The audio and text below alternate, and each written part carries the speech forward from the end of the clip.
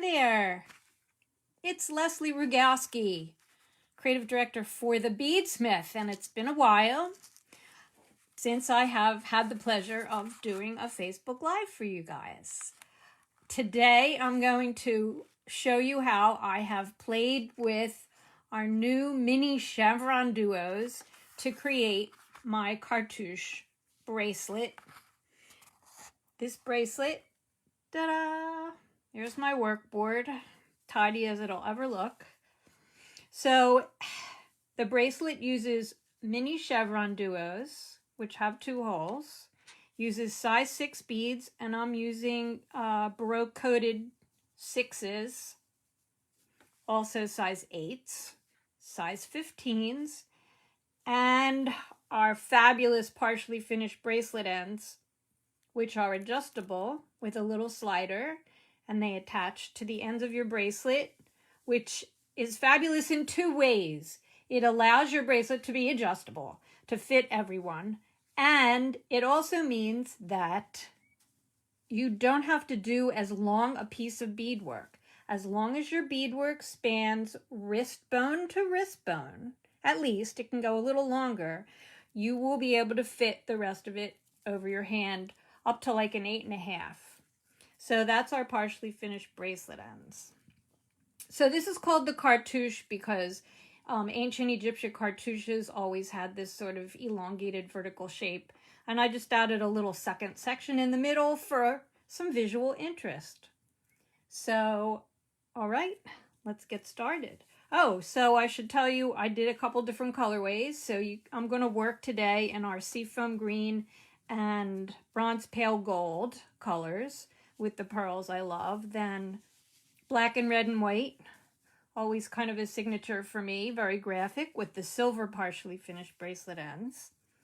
And then I did for spring a little purple and green with a rose gold partially finished bracelet ends, which also come in antique brass. I just didn't have the right color beads to make that sample for you today. So, all right, let's get started. You're going to want to start with a yard of fireline. So off camera, I'm just cutting myself a piece here. And when you work with fireline, here's my little threading tip. I'm going to take a pliers, a flat nose or a chain nose, and I'm going to squash the end of my fireline so that, let's see if you can see that. There you go. You can see how it's flat because the slot of a needle is flat. I'm going to pull this down until you can barely see it between my thumb and forefinger. And I'm working with size 10 needles. You can work with 12 needles as long as the size of your needle fits through the smallest bead. In our case, it's the 15s. So I'm going to turn the needle and I'm going to bring the needle to the thread. Goes right through. This is a 2 needle project, so I'm going to do the same thing to the other side. Take my pliers, squash the end. Doesn't take much pressure, not too much squashing power. Bring my thread between my thumb and forefinger so it's like the size of a poppy seed. Bring the needle to the thread, and there you go. And I'm going to pull it in. You don't need really big tails through your needle. So, 2 needle weave. Oh, I forgot to mention that we also use closed jump rings, which is what we'll attach the bracelet ends to the beadwork with using open jump rings. So I'm just going to shove them over to the side so I can keep my beadwork in front of you. All right, so let's get started. The first thing we're going to do is create the base bracelet of the chevron duos, the mini chevrons, with the 6s. So I'm going to start by picking up 1 6 on 1 needle, and I'm going to pull it to the center of my thread, like this. Then I'm going to take one of the mini chevrons. Now, like you do with any 2-hole beads, you definitely want to make sure that both holes are clear before you use them. So I usually just poke around and make sure that they're clear and also well formed. These are pressed glass beads, and every now and then you're going to find a mutant where maybe one of the tips is a little thinner, or a hole is blocked, and you want to discard those beads. So I found a nice bead, and I'm going to string the bead on both my needles through the concave side. The 6s will always sit into like the little elbow part of the bead. So I have one needle through one hole, one needle through the other hole, and I'm going to pull my needles together and pull that bead down to sit like a little hat over my 6. As you're first getting started, just keep checking and make sure that this hasn't slid too far up the thread. You want to keep that in the middle because it's going to be on the end of your bracelet. So when you work with 2 needles, you may find that it's easier to put one down when you're working with the other. So I'm going to do that to try to give you guys a good view of how these chevron duos sit to give you the best way to understand how this goes together. So I'm going to pick up another chevron duo from the convex side this time, that's the outside, and go through, pick up a 6, and then sew back through the other open hole of the chevron duo. So again, the 6 is going to sit inside the little elbow of the mini chevron. Now in this, the main components, the pointed edges, the pointed ends of the mini chevrons are all going to point in like this. So now I'm putting my right needle down, I'm going to pick up my left needle, and I'm going to do the same thing with this thread. I'm going to pick up a mini chevron duo, sew through either hole, make sure both holes are clear, pick up a 6, so I sewed in through the convex side, the outside, and now I'm going to sew back through it, through the concave side. I'm going to pull it to the center, and I'm going to turn my beads, and they'll move around, but I want you to see how they face in.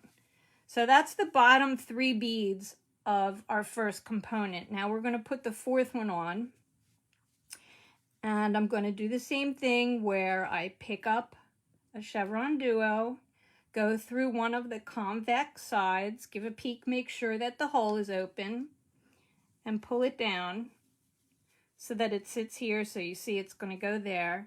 Now the difference here for this one is I'm not going to go with the same needle back through that other hole after I string the 6 down to it. And you'll see why. So I'm going to put this back in position so you can see. I'm going to put my needle down and pick up my other needle. And now I'm going to do the crisscross. I'm going to come through the open hole of the mini chevron and crisscross back through the 6. So I'm going to come from the convex side through,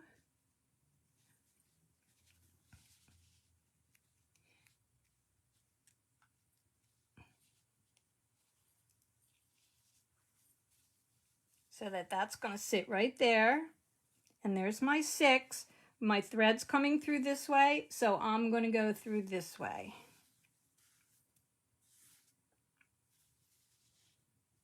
And crisscross through the 6. Easy to do because the holes are nice and big. Now tension's really critical in this, because if you pull on your components too tightly, do you see how that all kind of curls up? So when you pull your thread to make sure that the beads are sitting nicely together, you don't want to pull too hard, and just flatten it down on the table like this. All right, now the next bead is going to repeat this. So we're going to have a little hat over top of the last 6 that we just did, and I'm going to pick up another chevron, and like we did in the beginning, this time I'm going to go through the concave side with one needle, and the concave side with the other needle,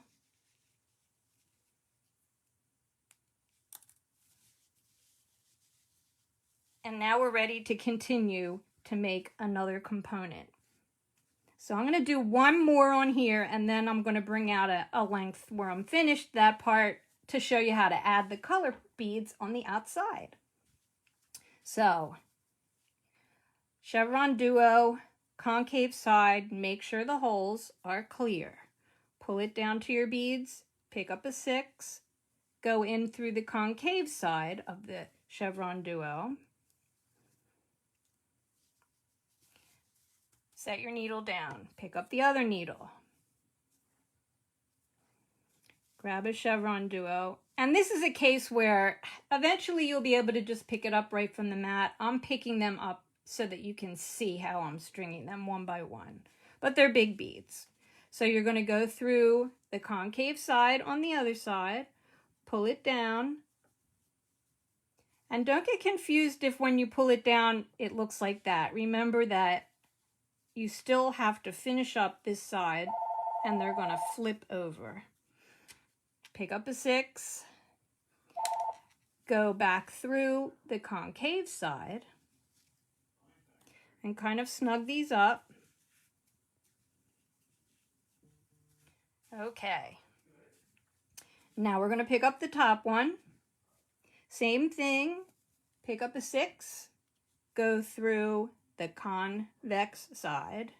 Pick up a chevron, go through the convex side. Pick up a 6, put your needle down. You're not going to use the same needle to go back through that chevron duo. You're going to take your other needle and come up through the chevron that you just added and crisscross through the 6. How's that looking for everyone? Any questions yet? I'm joined today because we're a team with Leslie Pope, my partner in crime at the BEADSMITH, who's looking at your comments and probably already has the link for the free tutorial already posted. It's in our chat window, so there's a link for you to go right to our I Love Beads section. All right, so here's the second one, and in order to complete this and start the next one, we add the other chevron duo like a little hat. We're going to go through the concave side. Now here's a good example of, I'm glad I checked. This has a completely blocked hole and a little bit of a webbing in the elbow, so I'm just going to discard that. That's a little bit of a mutation that I don't want. Here we go.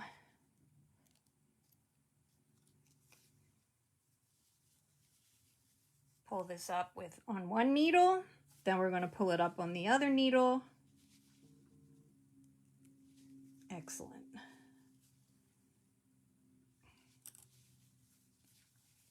And you're going to do this and follow these steps until you have a piece that's 5 units long. So we have 2 units here. I'm going to take this aside and bring in my piece that has 5 units. For me, this is more than enough to fit from wrist bone to wrist bone, and it also is a complete design where I'm symmetrical, where I have the cartouche section and the middle section and the cartouche section. You can play around with this. If you need a little bit of extra length to yours, you can eliminate the center section and make 3 of the pairs of units to make 3 cartouche sections. And I'm sure you'll be able to understand from the directions and the illustrations how to do that. But we're here for you if you have any questions. All right, the next part is going to be to attach one of the ends.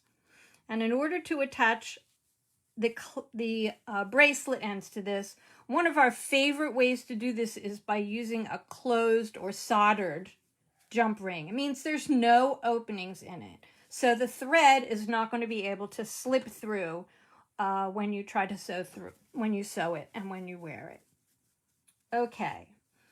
I am coming out of a 6, as you can see. Now I'm going to pick up an 8, 3 15s,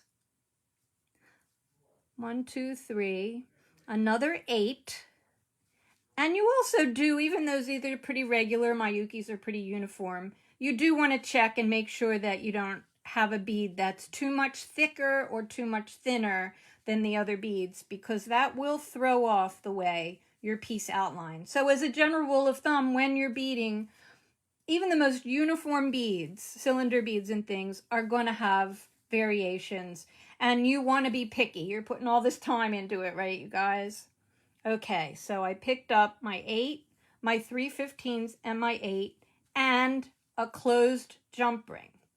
Now I'm going to hold the jump ring and pull it down to the beads, but I don't want my beads to slip through. Whoops, let's go back to that. I missed it. There we go. So I have my closed jump ring on. Now I'm going to sew back through the 8 and the 15s and the 8. And pull it snug. So I have that section of it done. Now I'm going to go back through the 6.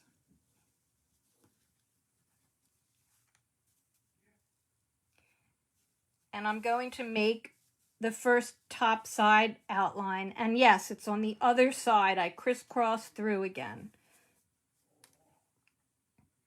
So I'm taking that needle that I just strung, and I'm going to pick up an 8 and a 15 twice and one more 8. So an 8, a 15, an 8, a 15, and an 8. And they all look pretty uniform. And I'm just going to go straight down through the next 6 on that side. And it makes a nice little curve. Now we have to repeat this on the other side to finish up our loop, our little V section, and the other section of the top of the bracelet. So I'm going to pick up my other needle. Now I don't have to pick up an 8 because there's one here for me. And I'm going to sew through the 8 that was just added towards the direction of the end of the bracelet where I'm going to add more beads. And this is going to keep things nice and aligned by going through that bead. All right, so now I have an 8 and an 8. I need just the 3 15s and another 8. 1, 2, 3. Do I need another 8? No, because I have one already there. So I've gone through an existing 8. I've only strung 3 15s. And now I'm going to go through the 8 that's already near the jump ring and the jump ring. So I'll go through the 8 first. And I'm going to go through the jump ring. And then I'm going to go back through the 8 that I just exited. And the 3 15s that I just strung. And the 8 that was already there that I went through.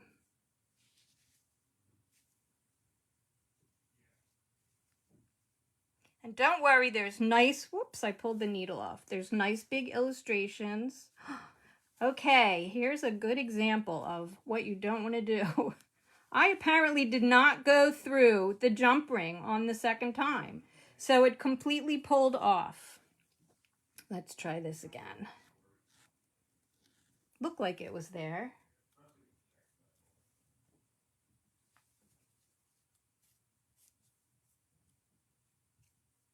So I'm going to string my needle again. It's already flat.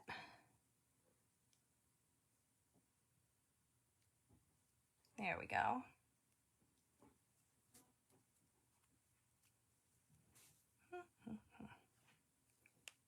Sorry about that. No, it's actually kind of warm here today in my studio, so everything's sticking to my fingers. All right, let me find another jump ring. Here we go. So I have my 8, 3 15s, and 8.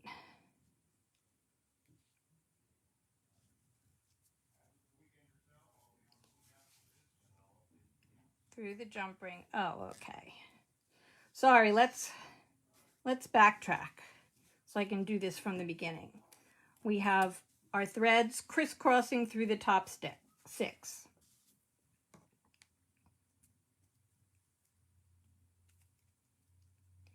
Threading my needle, and we're going to put that top jump ring on again.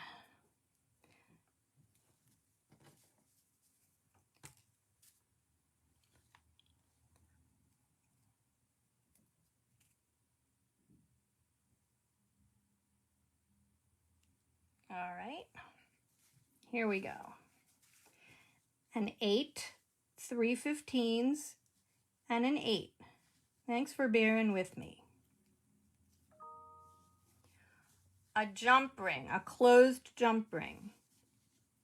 Back through the 8, the 15, and the 8, and through the top 6.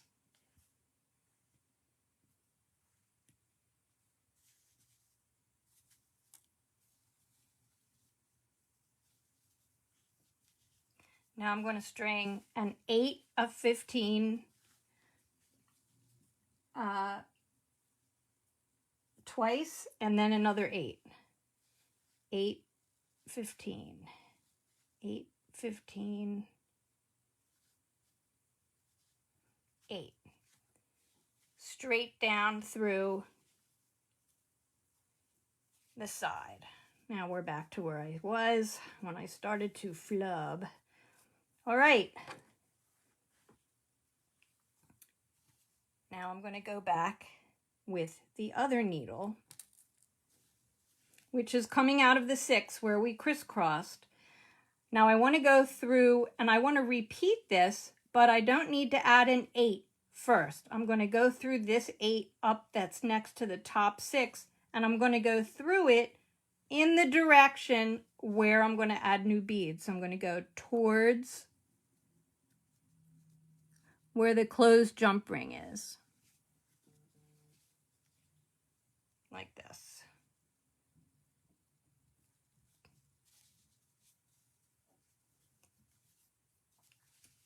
Now I just need to add 3/15s, and then I'm going to use this 8 and go through the closed jump ring and form the other side of the little V connection.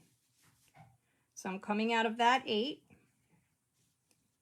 and I'm going to go through the 8 near the jump ring and through the jump ring. Don't get caught on your other beads. And it's okay to put the needle down if you have to pull on your thread. Now I'm through the jump ring. I'm going to go back through the 8, the 3/15s I just strung, and the 8 that I exited. Whoop, here. And I've turned my piece around because, here we go.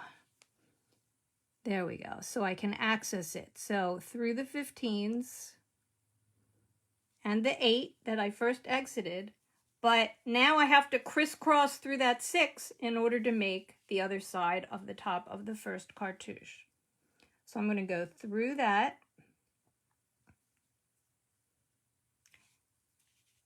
And I want my beads to come up to that 8 on this side like they do on my left side. So I'm going to go through the existing 8 in the direction where I'm going to add my beads. Like this.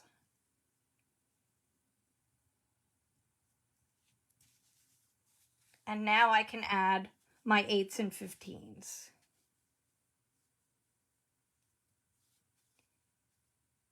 Eight, 15, 8, 15, and an 8.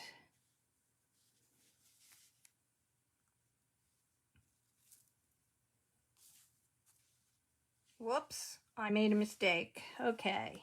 I added an 8 when I already had one. So here's another trick that I'm going to show you.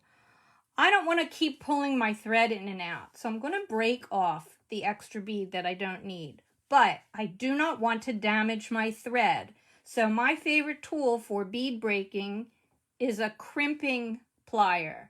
Because when you squash the nose together, it doesn't come all the way together and it won't squash your thread. When you break a bead, it's only going to break the bead. This is so cool. So I'm going to make sure that I have that one loose one that I didn't need, and I'm going to get it into that end of my pliers. Ta-da! How's that for a nifty trick? All right, ready to go. Now we have the two sides of the cartouche. That's an 8 and a 15 3 times and one more 8. 4 8s and 3 15s. So 1, sticking, 2 8s, 3 8s, and a 15, and my 4th 8. And I'm going to go down the side like this. I know this is a little longer of a project to demo for you guys, but I thought you might be ready for it. I'm going to repeat on the other side with my other needle.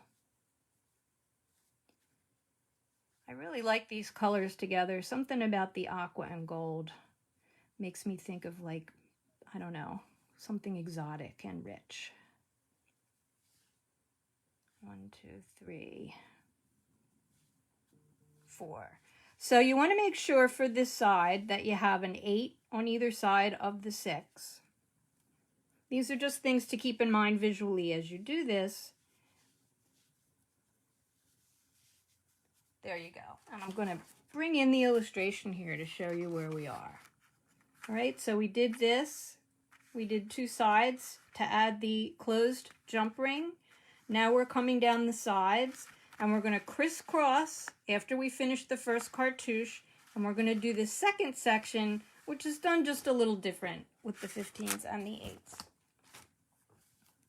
But first, we have to do the little rounded part here. So it's 3 8s with 2 15s. So I'm going to pick up an 8, a 15, an 8, a 15, and an 8. And go through across through the 6.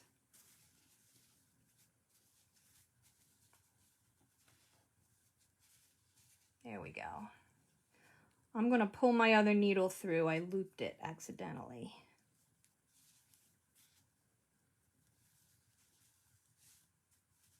Okay, now I have the other side to do.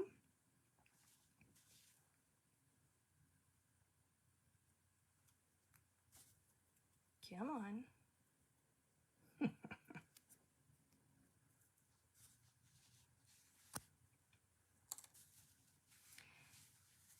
Looks like I got caught again. What is my problem today, Leslie Pope? I think you're a little out of practice there. Maybe. Maybe so. I don't know. I'm always talking to myself. You know, it's always harder to do it in a demo than when you're doing it. I mean, I've only made, what, 3 or 4 of these already. Well, everybody's loving it. Oh, good. Thanks, you guys. All right. Here we go. Crisscross across through the 6.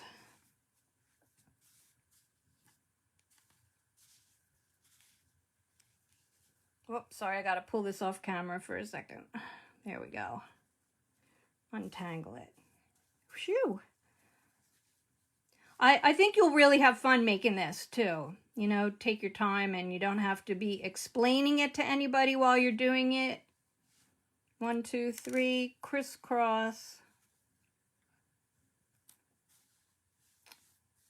Okay, now I'm crisscross through the 6, but I want to bring each thread through the 8 that's on the bottom of this, because that will help to align the beads for the next step. So I'm picking up the needle that's coming out on the right side, and I'm going to go through that 8 towards where I'm going to add beads. But before I do that, I'm going to do it on the other side. And I'm coming out of the 6, and I'm going to go through the 8 that's already there. So now I have this nice cartouche, and we're ready for the middle section. I'm going to pick up 4 15s for this part and an 8.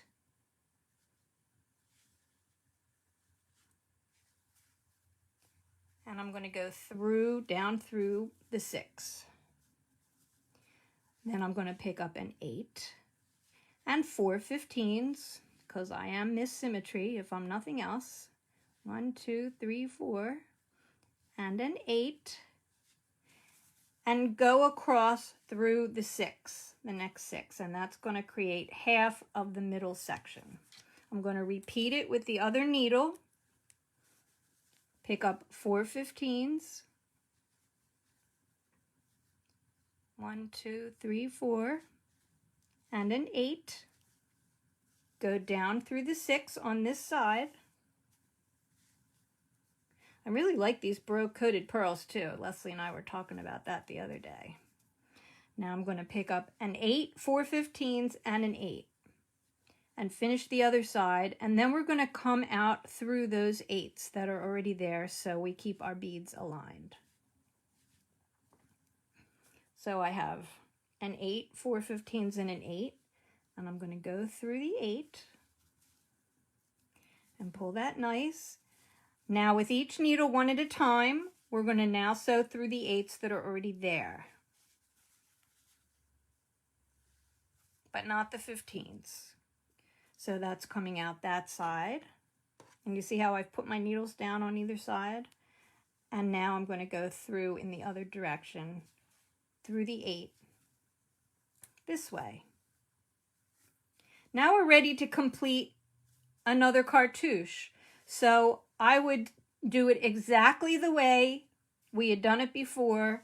We have the little curved section with 3 8s and 2 15s. Now I already have 1 8, so I'm going to pick up a 15, an 8, a 15, and an 8, and go down through the next 6, and I'm going to repeat it on the other side, picking up a little speed now. I already have my first 8, so 15, 8, 15, 8, and down through the other side.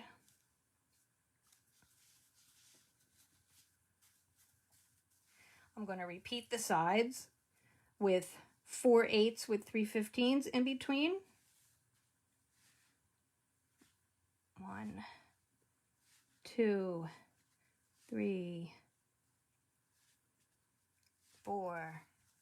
So really, I guess the trickiest part of this is where you attach the end clasp, and it's not even that tricky. You just have to follow the directions. I'll do the other side. 1, 2, 3, 4.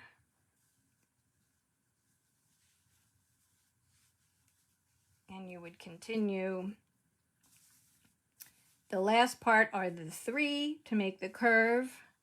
So we're going to do that. 1, 2, 3. Crisscross through the 6 with that needle. Do the same thing with the other needle. A lot of people say, why do I need to do 2 needle weave for some things? Well, it keeps you from having to go around and around and around, back and forth with the same needle. And it helps you to envision where you're going. So there we are, ready to do at this end what we did at this end. And since this is sort of drawing out a little long, I'm going to leave that for now and just show you at the very end. You're going to take a narrow nose chain nose pliers and another pliers, and you're going to take a jump ring, an open jump ring,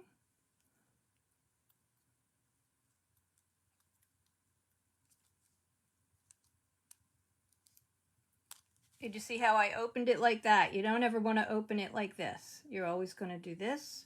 You're going to hook it on one end of your bracelet, and one end of the bracelet ends. Now the ends are the same on the bracelet end. So the first one you put on, it doesn't matter. You're going to hook that on. You're going to close your jump ring. Hear it click.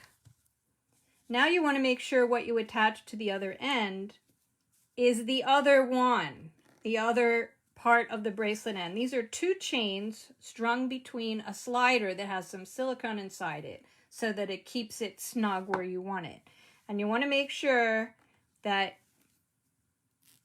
you're attaching the other one to the other end. So you have your adjustable bracelet like this. I find holding the ends in my fingers and pulling it to my wrist allows me to control it myself. Ta-da!